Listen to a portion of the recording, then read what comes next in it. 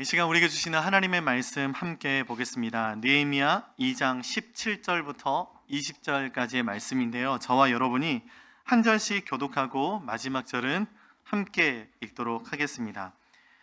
느헤미야 2장 17절부터 20절까지의 말씀 저부터 읽습니다. 후에 그들에게 이르기를 우리가 당한 곤경은 너희도 보고 있는 바라. 예루살렘이 황폐하고 성문이 불탔으니 자 예루살렘 성을 건축하여 다시 수치를 당하지 말자 하고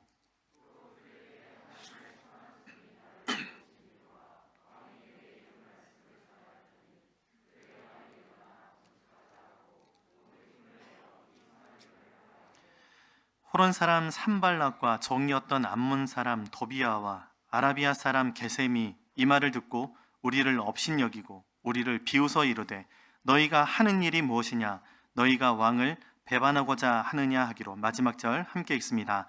내가 그들에게 대답하여 이르되 하늘의 하나님이 우리를 형통하게 하시리니 그의 종들인 우리가 일어나 건축하려니와 오직 너희에게는 예루살렘에서 아무 기업도 없고 권리도 없고 기억되는 바도 없다 하였느니라. 아멘.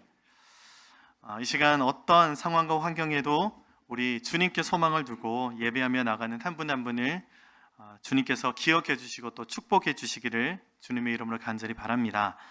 이 시간에 우리가 읽은 본문 말씀 중심으로 지난주에 이어서 흥왕케 하는 비결 셋, 분명한 비전이라는 제목으로 함께 은혜 나누기를 원합니다. 얼마 전에 튀르키예에 지진이 일어났습니다. 그래서 나라와 민족을 떠나서 전 세계가 또 슬픔에 잠기고 또 아파하고 있어서 이때가 함께 기도해야 할 때가 아닌가라는 생각이 절로 드는 한 주를 우리는 살았습니다. 특히 이 튀르키예는요, 초대 교회들의 발상지여서 우리가 더욱더 관심을 가져야 하는 땅이고요. 또 개인적으로는 제 그 설교에 가끔씩 등장하는 친구가 있지 않습니까? 그 친구가 튀르키예 선교사로 있는데 이번에 지진이 일어났다는 소식을 듣고 연락을 취했는데 연락이 닿지를 않았습니다. 그래서 일주일 동안 걱정을 많이 하고 기도를 하고 있는데 다행스럽게 어저께 이렇게 메일이 왔는데 무사하다라고 연락을 받게 되었습니다. 그런데 여러분, 우리가 튀르키예뿐만이 아니라 아프가니스탄 지금 전쟁이 아직도 끝나지 않고 있고 세계 곳곳에는 기근과 재해로 고통당하고 있는 분들이 많이 계시고 또 요즘 우리의 주위를 보면 그렇게 많은 것들이 무너져 있는 때를 우리가 살고 있어서 어떻게 하면 이렇게 무너진 것들을 다시 일으켜 세우고 다시 또 흥왕케 할 수 있을까라는 기도를 가지고 우리가 매주일 말씀을 살펴보고 있는데요. 오늘 말씀을 보면 그렇게 무너진 것들을 다시 세우고 다시 흥왕하게 할 수 있었던 비결은 비전에 있다라고 가르쳐주고 있는 것을 보게 됩니다. 잠언 29장 18절 말씀에 이런 말씀이 있습니다. 우리 같이 함께 화면 보시고 함께 읽어보겠습니다. 시작. 계시가 없으면 백성은 방자에 지나 율법을 지키는 사람은 복을 받는다. 아멘. 여러분, 여기서 계시라고 번역된 원어 히브리어 하존이라는 이 명사는요, 우리말로 옮기기에는 참 어려운 단어입니다. 사실 우리나라 말에 계시란 말도 없는 말인데 한자어로 만든 단어인데요. 이 하존이라는 단어의 사전적인 의미는요, 눈에 보이는 모종의 사건이나 광경이라고 할 수 있는 단어입니다. 그러니까 쉽게 말하면 이 하존이라는 단어는요, 우리가 비전이라고 이해하면 되는 그런 단어인데요.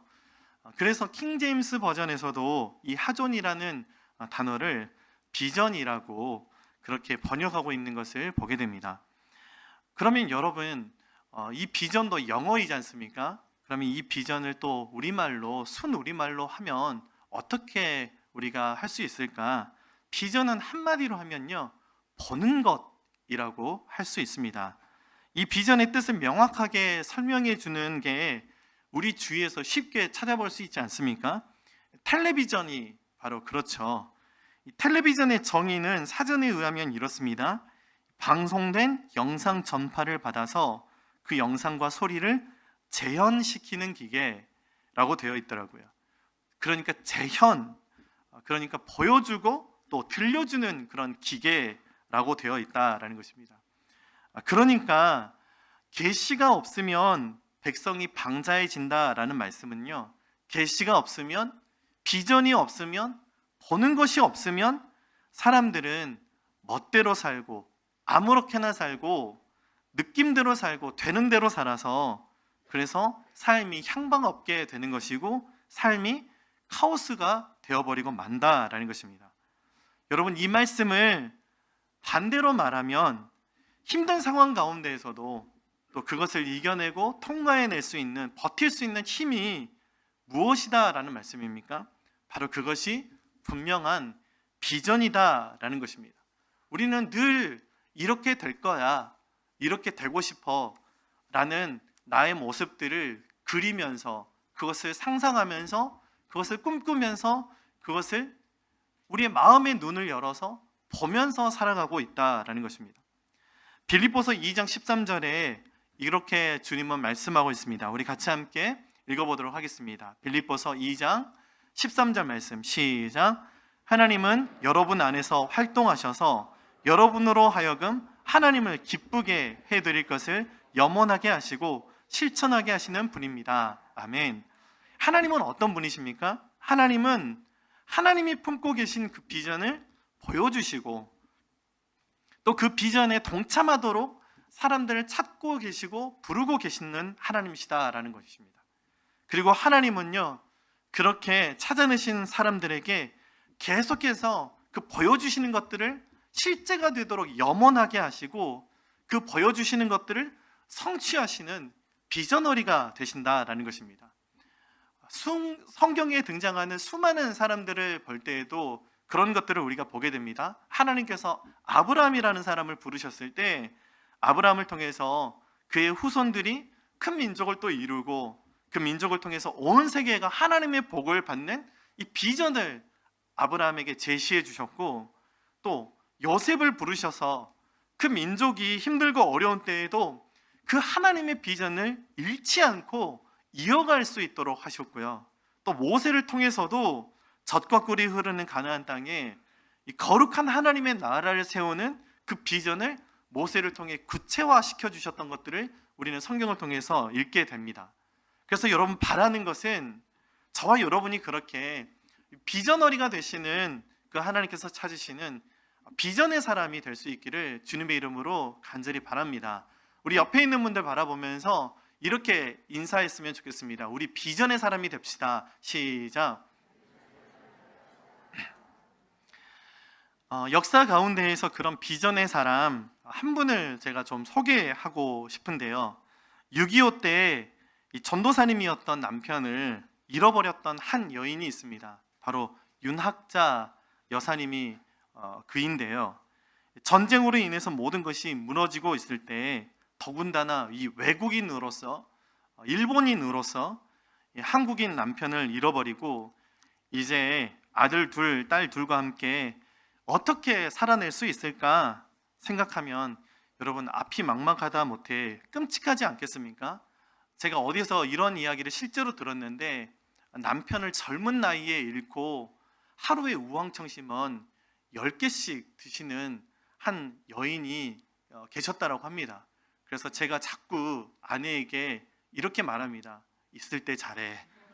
우왕청심은 하루에 10개씩 먹기 싫으면 잘해주세요. 이렇게 제가 부탁합니다. 네. 협박하는 게 아니고 부탁합니다. 예. 그런데 이 윤학자 여사님은요, 아들 둘, 딸 둘 데리고 남편 없이 어떻게 살아갈까, 이방인으로서 한국에서 어떻게 살아갈까 고민을 하고 있을 때 더더군다나 자기 아이들만 있었던 것이 아니라 이 남편 전도사님과 함께 운영했던 이 공생원이라는 이 고아원 아이들까지 있어서요, 정말로 답도 없는 그런 상황 속에서 앞이 보이지 않는 그런 상황 속에 놓여 있었다라는 것입니다.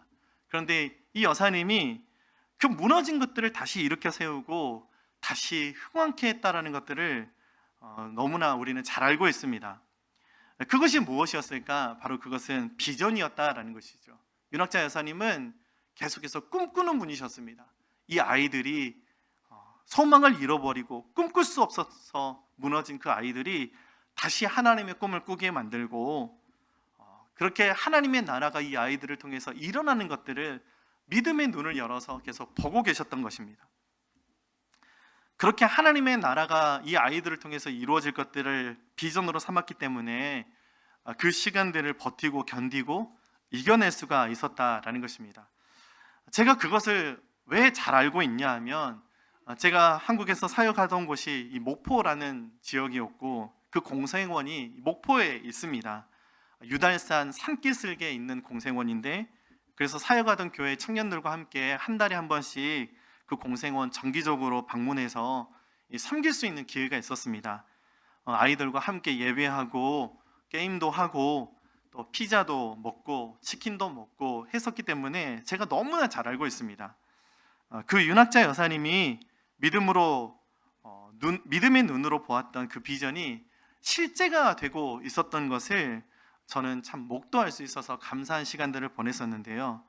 여러분, 이렇게 성경은 우리에게 비전이 있어야 된다라고 말씀을 하고 있습니다. 그런데 세상 모든 사람들을 볼 때에도 저마다의 비전을 가지고 있고 무언가를 보면서 살아가고 있는 것을 우리는 보게 됩니다. 여러분, 그래서 그것을 세상 사람들이 또 이루고 또 이루지 못하는 것에 따라서 희비가 교차하는 것들을 우리는 보게 됩니다. 그런 모습들을 성경이 이렇게 기록하고 있는데요. 누가복음 17장 27절부터 28절 말씀을 보면 이렇게 보여주고 있습니다. 우리 같이 함께 읽어보겠습니다. 시작. 노아가 방주에 들어가는 날까지 사람들은 먹고 마시고 장가가고 시집가고 하였는데 마침내 홍수가 나서 그들을 모두 멸망시켰다. 롯 시대에도 그와 같은 일이 벌어졌다. 사람들이 먹고 마시고 사고 팔고 나무를 심고 집을 짓고 하였는데. 아멘. 여러분, 이 말씀을 통해서 우리는 보통 세상 사람들이 보는 비전, 세상 사람들이 꿈꾸는 것, 그것이 무엇인지를 볼 수가 있는데요. 세상 사람들이 보고 있는 것, 그것은 대개는 사고 팔고 잘해서 잘 먹고 잘 사는 것들이 그들이 보고 있는 것들인 것을 보게 됩니다. 또 장가가고 시집가고 해서 넓고 좋은 집에서 사는 것들을 보면서 그리면서 살아가고 있는 것들을 우리는 보게 됩니다. 또 돈 많이 벌어서 좋은 외제차 굴리고 좋은 곳에도 가는 것들이 그들의 비전인 것들을 보게 됩니다. 그리고 또 명예와 권력을 가지고 오라 가라 하며 살고 싶다, 그런 것들이 세상 사람들의 보는 비전인 것들을 우리는 보게 됩니다. 여러분, 그런 것들이 꼭 나쁘다고 이야기는 할 수는 없습니다. 그런데 이것이 중요한데요, 하나님의 사람들에게는 세상 사람들이 꾸지도 못하고 받지도 못하는, 보지도 못하는 하나님의 비전이 있다라는 것입니다. 그리고 우리는 이 사실을 너무나 잘 알고 있습니다. 그것은 내 비전이 내 삶에 이루어지는 것보다 나를 향하신 하나님의 비전이 내 삶에 이루어지는 것이 가장 좋다라는 것입니다.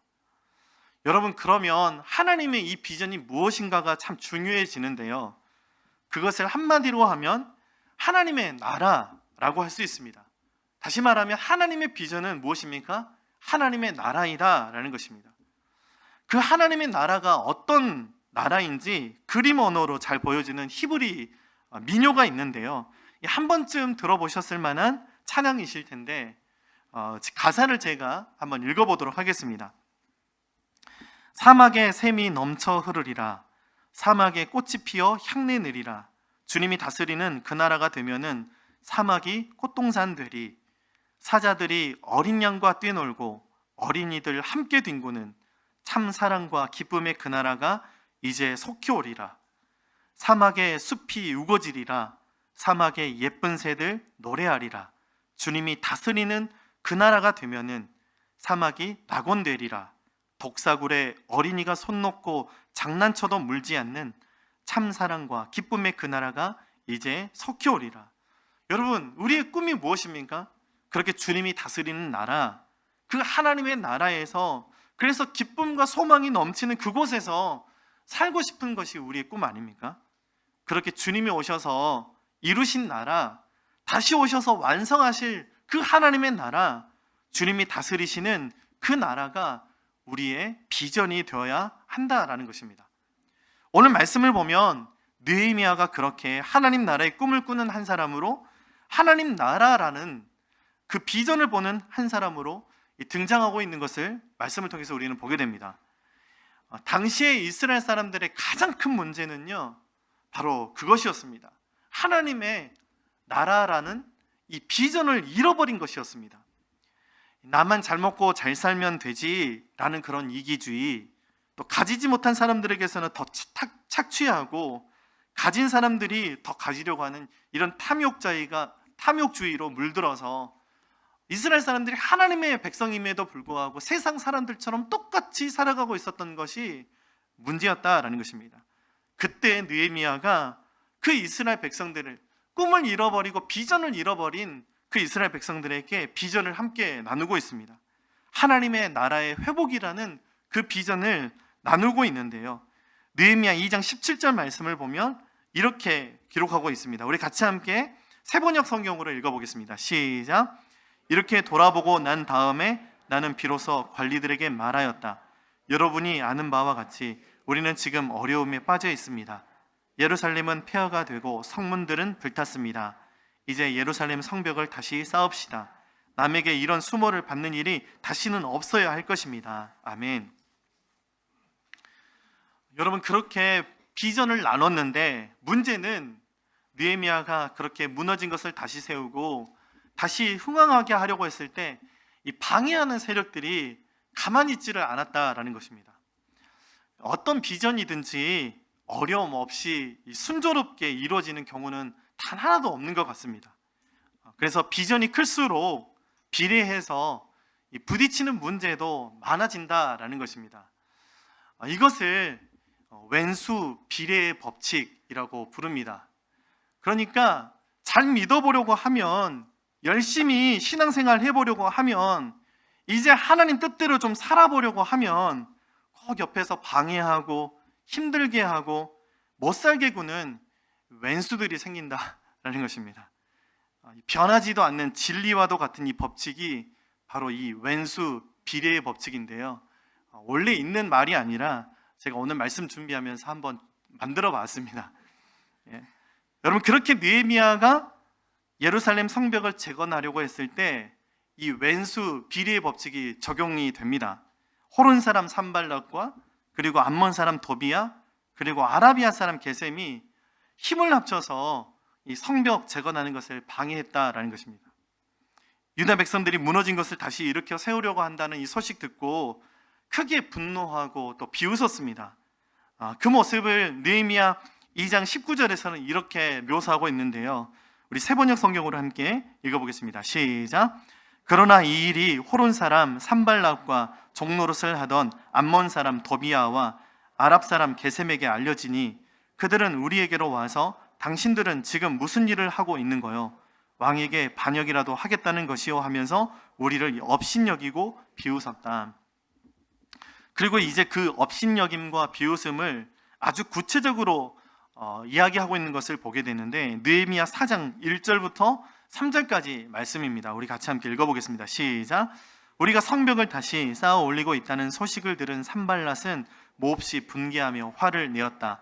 그는 유다 사람을 비웃으며 자기 동료들과 사마리아 군인들이 듣는 데에서 힘도 없는 유다인들이 도대체 무슨 일을 하는 거냐?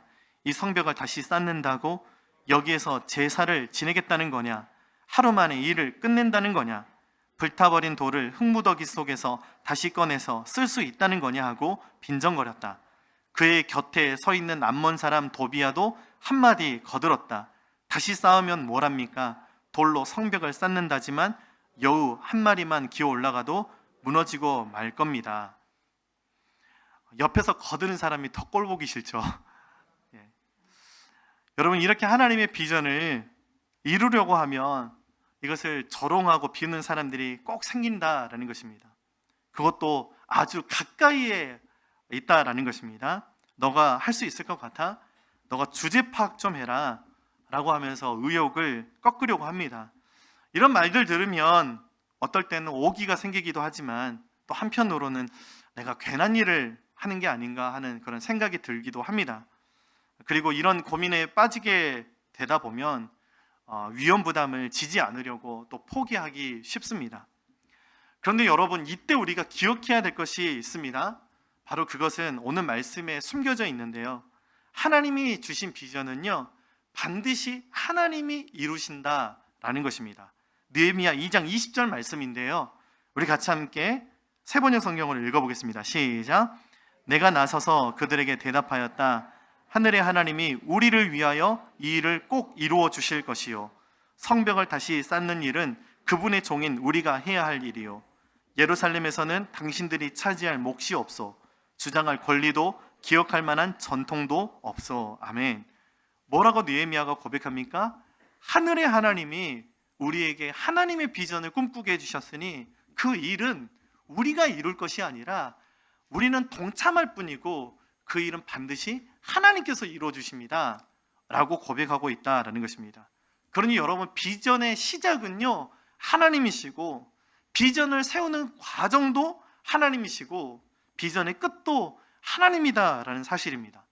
느헤미야가 그것을 너무나 잘 알고 있었습니다. 그래서 우리는 이렇게 고백해야 된다라는 것입니다. 주님이 하십니다. 주님의 비전은 주님이 하신다라는 것입니다. 그리고 느헤미야는 결국에 주님이 하신 것을 목도하는 사람으로 등장하고 있는 것을 우리는 보게 됩니다. 우리 옆에 있는 분들 바라보면서 같이 함께 우리 또한 느헤미야처럼 무너진 것들을 다시 세우고 흥왕케 하고 싶은데 그것을 누가 하십니까? 옆에 있는 분들하고 인사하셨으면 좋겠습니다. 주님이 하십니다. 시작.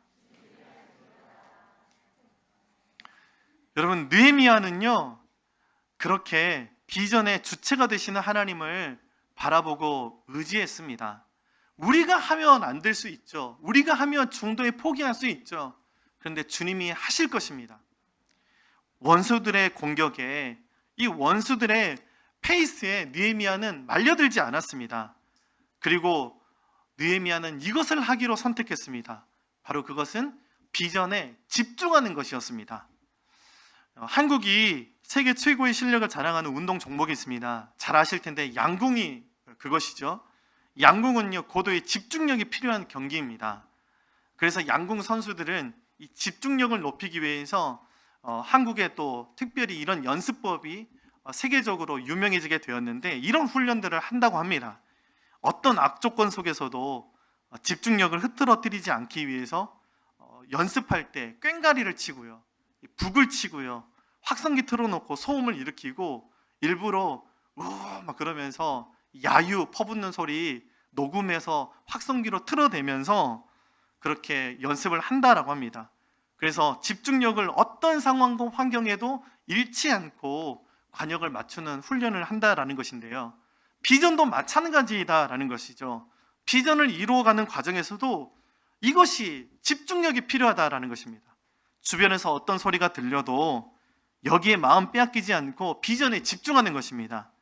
느헤미야가 온갖 이런 방해 속에서도 또 예루살렘 성을 세우는 일에 집중한 것처럼 우리는 하나님의 나라라고 하는 이 비전에 집중할 수 있어야 된다라는 것입니다. 여러분, 그래서 그리스도인들은 어떤 사람들이다라는 것입니까?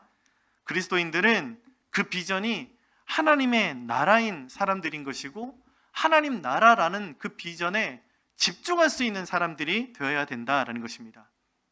여러분, 그냥 우리가 예수님 믿고 천국에 바로 직행하는 것이 아니라, 그리스도인은요 이미 세상 가운데서 천국에서 살고 있는 것입니다. 그리고 내가 사는 그곳이 천국이 되어야 되는 것입니다. 내가 살아가는 그곳이 하나님의 나라가 되도록 그리스도인들은 살아가야 된다라는 것입니다. 제가 존경하는 교수님 중에 김형석 교수님이라는 분이 계십니다. 이미 100세도 넘으신 분이시거든요. 또 일본의 조치대학을 나오신 분이시라서 정서가 우리하고는 좀 맞는 그런 분이신 것 같습니다. 또 크리스천 교수님이신데, 이 교수님이 쓰신 책 중에 교회 밖 하나님의 나라라는 책이 있습니다.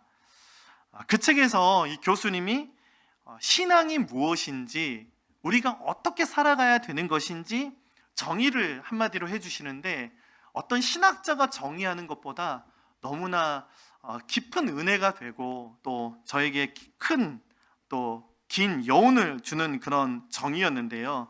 이렇게 정의를 하고 계시더라고요. 신앙은 삶 속에서 하나님의 나라를 선택하는 것이다 라는 것입니다. 신앙은요, 어려운 것이 아니다 라는 것이죠.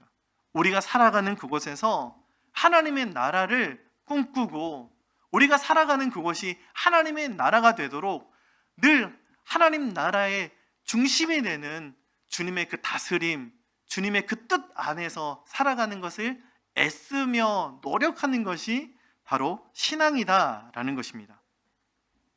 누가복음 17장 20절부터 21절까지 말씀을 보면 이런 말씀이 있습니다. 우리 같이 함께 마지막으로 읽어보겠습니다. 시작. 바리새파 사람들이 하나님의 나라가 언제 오느냐고 물으니 예수께서 그들에게 대답을 하셨다. 하나님의 나라는 눈으로 볼 수 있는 모습으로 오지 않는다. 또 보아라, 여기에 있다 또는 저기에 있다 하고 말할 수도 없다. 보아라, 하나님의 나라는 너희 가운데에 있다. 예수님을 대적하던 사람들이 찾아와서, 그러니까 산발락과 도비아와 게셈과 같은 그런 사람들이 주님을 찾아와서 이렇게 도전을 하고 방해를 하는 것입니다. 당신을 보니까 계속해서 하나님의 나라가 어쨌다느니 하면서 떠들고 다니던데, 도대체 그 하나님의 나라는 언제 이루어지는 것입니까? 라고 이렇게 도전하고 또 질문했다라는 것입니다. 주님은요, 그 왼수들 사이에 섞여 있던 주님의 사람들, 제자들을 가리키면서 보아라, 하나님의 나라는 이미 너희 가운데 있지 않느냐, 하나님의 나라는 이미 너희 가운데에서 이루어지고 있지 않느냐라고 말씀을 하고 계신다라는 것입니다. 그러니 여러분, 어떠한 우리가 세상 가운데 살더라도, 어떤 상황과 환경 가운데 있더라도, 어떤 방해가 있더라도 세상 사람들은 하나님의 나라를 꿈꾸지 않고 그들만의 나라를 추구하면서 살아가는 그 속에 있다고 하더라도 우리만큼은 하나님의 나라를 살아갈 수 있어야 된다라는 것입니다. 우리가 기억해야 될 사실이 있습니다. 그것은 하나님의 나라는요, 상황과 환경이 바뀌어서 임하는 것이 아닌다라는 것입니다. 하나님의 나라는 제도나 정책이 마련이 되어야 임하는 것이 아니다라는 것입니다. 하나님의 나라는 하나님의 다스림 안에 살아가는 사람들 사이에 임한다라는 것입니다. 하나님의 나라는 주님 뜻대로 살아가는 사람들 가운데 이미 임했다라는 것입니다. 말씀을 맺으면서 하나님께서는 지금도 그렇게 느헤미야처럼 하나님의 나라라고 하는 분명한 비전을 보는 사람들을 찾고 계십니다. 어떠한 상황과 환경에도 하나님의 나라를 비전으로 삼는 사람들을 찾고 계십니다. 그러니 여러분, 회방에 있다고 하더라도 그 꿈을 포기하지 않는 여러분들이 되셨으면 좋겠습니다. 그리고 그 하나님의 나라가 더디 이루어진다고 하더라도 지치지 않고 하나님의 나라를 살아갈 수 있는 우리 성도님들 되시기를 간절히 바랍니다. 그 하나님의 비전은 주님께서 반드시 주님의 때, 주님의 방법으로 우리를 통해서 이루어 주실 것이기 때문에 그렇습니다. 그렇게 우리의 삶 속에서 하나님의 나라가 임하는 것을 포기하지 않고 계속해서 꿈꾸고 하나님의 나라가 임하는 것을 믿음의 눈으로 보는 그 비전을 붙들 수 있기를 바랍니다. 그래서 세상 사람들처럼 헛된 욕망이 이루어지는 것들을 비전으로 삼지 마시고 내 욕심 내려놓고 어떠한 상황과 환경 속에서도 이 하나님의 뜻에 선한 반응을 하고 세상을 살면서도 세상의 식을 따라가는 삶이 아니라 하나님의 식을 선택할 수 있는 저와 여러분들이 되어지기를 간절히 바랍니다. 그래서 우리의 가정과 우리 교회와 그리고 우리가 살아가야 할 이 땅과 열방 가운데 하나님의 나라가 임하는 것을 볼 수 있는, 그렇게 우리가 있는 어디서나 하나님의 나라를 일으킬 수 있는, 그렇게 무너진 것들을 다시 일으켜 세우고 다시 흥황하게 할 수 있는 저와 여러분들이 될 수 있기를 간절히 주님의 이름으로 축복합니다. 이 시간 우리 같이 함께 그 하나님의 나라가 우리의 삶과 우리 가정과 우리 교회와 이 땅과 열방 가운데 임하는 것을 보게 하여 주시옵소서. 그렇게 하나님의 비전의 사람들로 우리를 세워주시옵소서. 우리 기도하는 마음으로 같이 함께 찬양 부르며 주님 앞에 나가겠습니다. 모든 민족이 구원을 얻기까지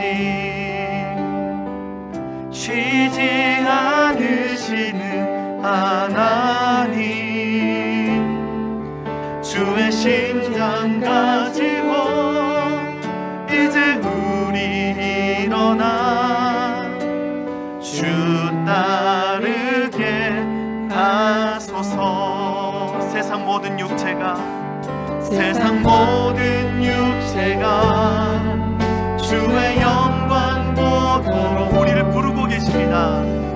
우리를 부르시는 하나님,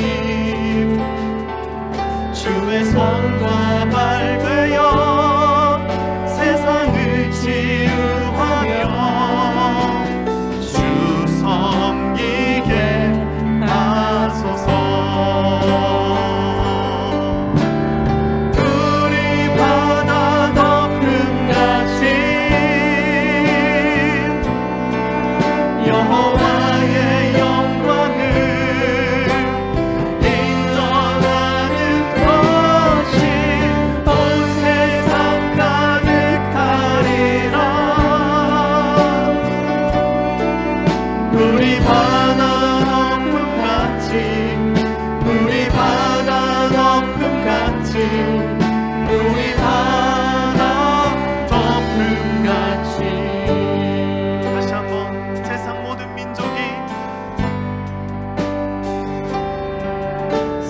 모든 민족이 구원을 얻기까지 쉬지 않으시는 하나님, 주의 심장 가지고 우리 이제 일어나 주 따르게 하소서. 세상 모든 육체가 주의 영광 보도록 우릴 부르시는 하나님, 주의 손과 발 되어 세상을 치유하며 주 섬기게 하소서.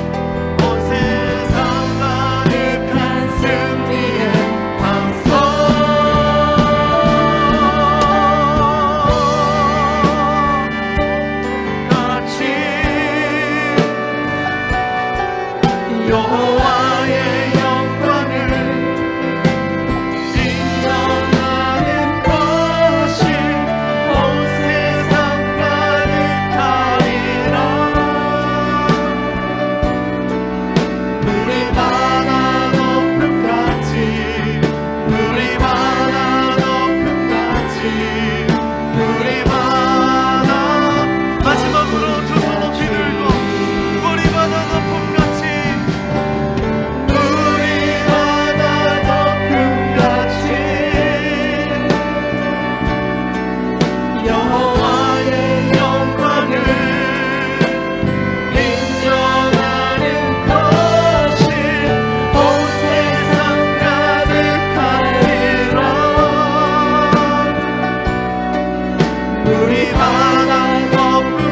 같이 물이 바다 높음 같이 물이 바다 높음 같이.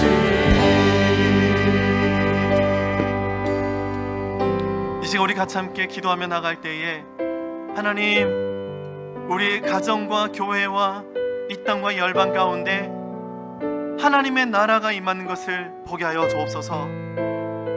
하나님이 꿈꾸시는 그 하나님의 나라, 우리 또한 믿음의 눈을 들어서 바라보게 하여 주시옵소서. 그래서 우리의 가정과 우리의 교회와 이 땅과 열방 가운데 하나님의 공의가 강수처럼 흐르게 하여 주시고 하나님의 사랑이 폭포처럼 내리게 하여 주시옵소서. 그래서 하나님, 주님께서 찾으시는 비전의 사람으로 느헤미야처럼 무너진 것들을 다시 일으켜 세우고 다시 응원케 할 수 있는 우리 모두가 될 수 있도록 은혜 허락하여 주시옵소서. 우리 같이 함께 주신 말씀 붙들고 간절히 기도하며 나가겠습니다. 하나님 아버지, 주님이 우리에게 허락하시고 주님이 우리에게 허락하신, 주님이 우리에게 주신 그 하나님의 나라라고 하는 그 비전을 우리가 같이 함께 보기를 원합니다. 하나님, 우리의 가정과 우리 교회와 이 땅과 열방 가운데 주님의 공의가 강수처럼, 주님의 사랑이 강수처럼 흐르게 하여 주시옵소서. 그래서 하나님, 사막과 같은 땅이 하나님 꽃이 피는 땅이 되게 하여 주시고 주님, 성령의 열매를 맺을 수 있는 그 주님의 나라가 하나님 우리의 가정과 교회와 이 땅 가운데 임하는 것을 보게 하여 주시옵소서. 우리를 도우시고 주님, 우리를 붙잡아 주셔서 하나님, 우리를 통해 무너진 것들이 다시 수축되고 하나님, 다시 흥왕케 되는 하나님의 역사가 일어나게 우리 모두의 삶을 사용하여 주시옵소서. 우리의 일상 속에서, 우리 삶 속에서 주님, 하나님의 나라를 꿈꾸며 하나님의 나라를 선택하는 주님이 기뻐하시는 신앙인들 될 수 있도록 주님 인도하여 주시고 붙잡아 주시옵소서. 주님, 그렇게 하나님의 역사가 일어날 것들을 보게 하여 주시옵소서.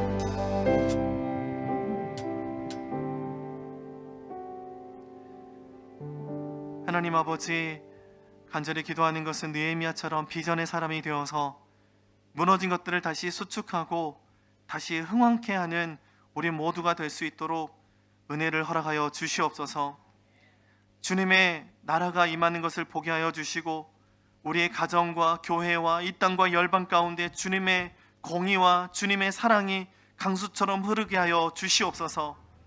메마른 땅이 살아나게 하여 주시고 죽은 영혼들이 살아나며 함께 하나님의 나라를 꿈꾸며 주님을 찬양하며 예배하는 주님, 그 주님의 부흥이 이때 일어날 수 있도록 도와주시옵소서. 하나님, 우리가 살아가야 할 그곳 가운데 늘 함께하여 주시며 우리에게 살아갈 힘과 지혜를 허락하여 주시고 우리 삶을 주님께서 인도하여 주시기를 간절히 원합니다. 그렇게 주님과 함께 동행하는 한 주 되게 하여 주시옵소서.